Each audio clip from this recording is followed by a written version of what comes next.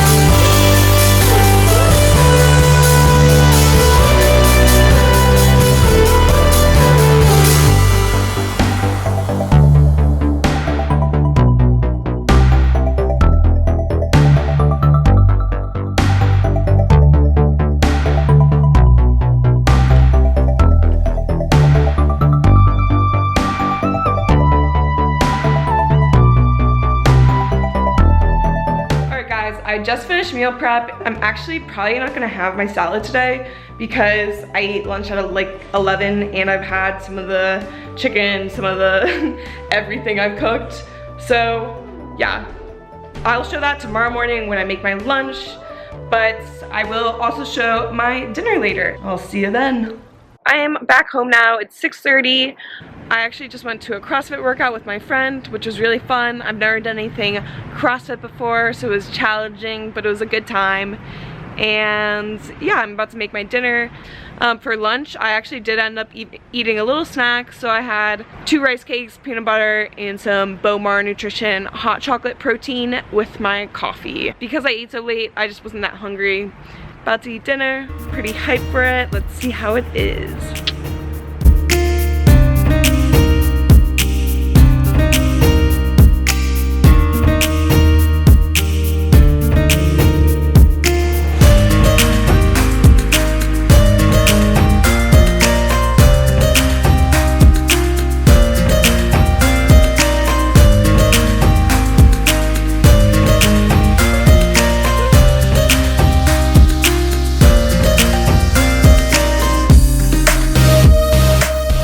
So I'm about to just throw my lunch together. I'm gonna be late for my class, so I'm gonna do it as quickly as I can.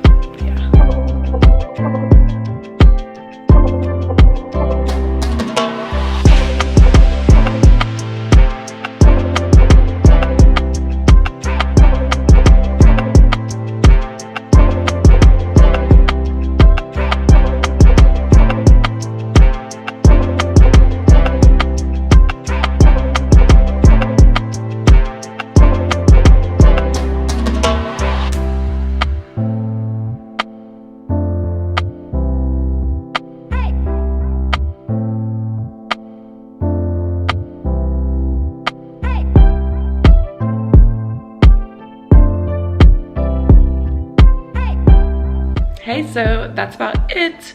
That's my meal prep for the week. And if you guys enjoyed this, make sure to subscribe. You can like, comment any other video ideas you really want to see or you think would find helpful. See you guys later.